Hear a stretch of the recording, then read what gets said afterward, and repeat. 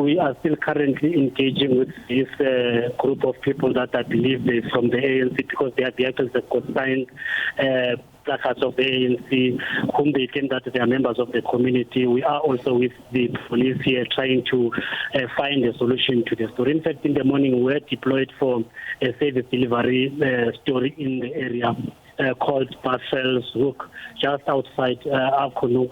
So earlier on, we were doing interviews with some community members, and this ANC group, they believe that we neglected talking to the ward councillor in the area. Hence, we made an appointment with the executive mayor at 1400 hours that we will be coming to their offices, doing interviews regarding the issue of lack of water around the Bushbuckridge area. So basically, this is what is happening. We are still negotiating with the police here, including the members of the community, so that they can release us. Yes, they threatened us that they want to burn the car and also take our equipment. How many of you have been captured, so to speak, and how is it you're at liberty to talk to us right now? We are three of the SABC crew, two journalists and one camera person, and all of them, they are women. I'm just a male journalist as I speak to you. And now this is a group of, I think, over 20, 25 people are wearing ANC regalia, some of them, and clearly you can see that they are serious, believing that we are pushing a certain agenda.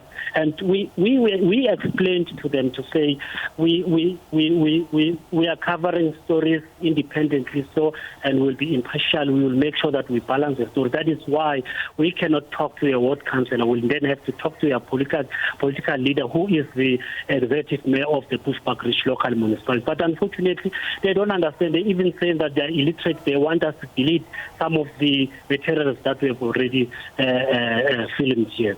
Padisoma Kopeni, I don't know how that crew survived 2 hours of being held hostage. We were held hostage for a few seconds outside Mill Park Hospital, you know, and we were shaken.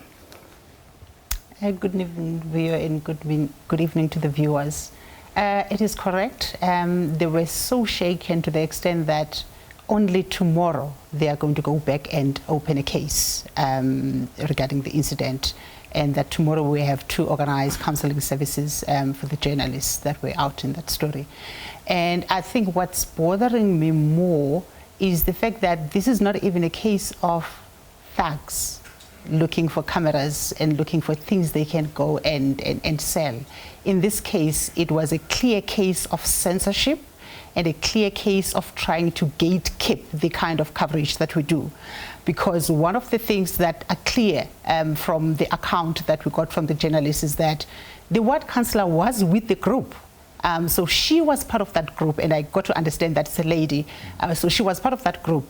And in fact, what we got to understand is that they wanted us to have approached the ward councillor first to get access to speak to the community. I've never heard of that, that now communities have to get clearance from ward councillors or whoever is there as a political head to be able to speak on the issues that they need to talk about. So it is worrying. And as you had said initially, is that this happens a day after the country commemorated Black Wednesday, and if this happens in an environment where journalists are supposed to be guaranteed freedom to do their work, and in a country that embraces democratic principles, and we find ourselves in this situation, it's really, really worrying.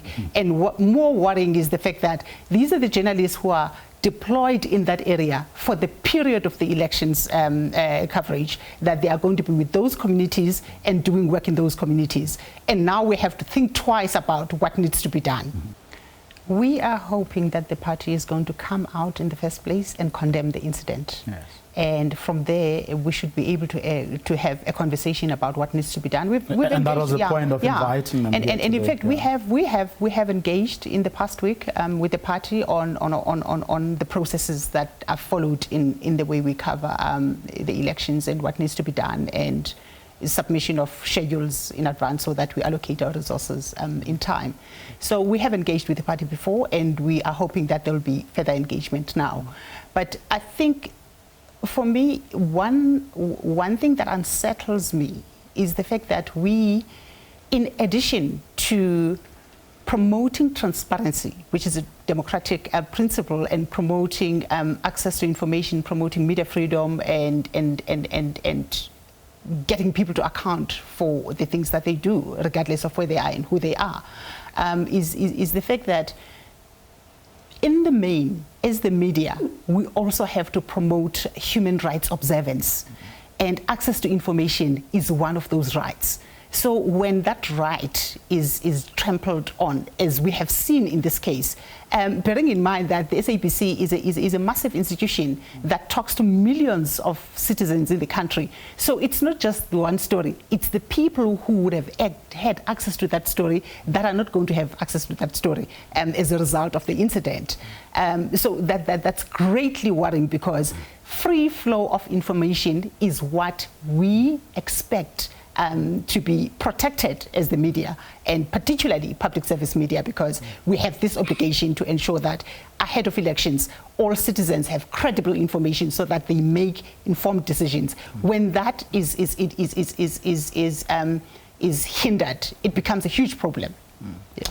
Isak Minar, I mean, the things that Patiswa has just spoken about obviously apply to each and every media practitioner, I mean, in the country. As much as the SABC may have a particular mandate, but the things that she was talking about apply to each and every one of us out there trying to bring the story of this election to South Africans. Yes, of course, because it is a combined effort of all the media, whether it's public service, commercial, community media, to try and ensure that the electorate have the information that they need so that they go and vote. So as Patiswa said, I cannot emphasize it enough, it's not just an attack on the media, it's actually an attack on that will that will cause the public not to be informed about information that can assist them to exercise their democratic right. I would like to say that when an incident like this happens, we expect from the media to not only report such incidents to the police, because it's clearly a criminal act, but in terms of the Electoral Act and the Code of Conduct, it can also be taken to the Electoral Court. And in fact, the Chief Electoral Officer also has, in terms of the Act, the powers to actually intervene and make sure that such an incident be dealt with speedily. And this is an issue that SAN have raised with the IEC to try and come to some kind of agreement that the moment there is problems in terms of the code of conduct against the media, so that they cannot do what they need to do, that the IEC assists to try and resolve the issue as quickly as possible. The IEC has also conflict resolution mechanisms. So there are actually quite a number of different steps that can be taken. And the compliance with the clauses regarding the media have not been really tested in previous elections. So we really hope that this incident and some other incidents that happened over the past few weeks, that we can try and act in such a way that there's a culture that media is respected and assisted to do their work instead of obstructed to do their work.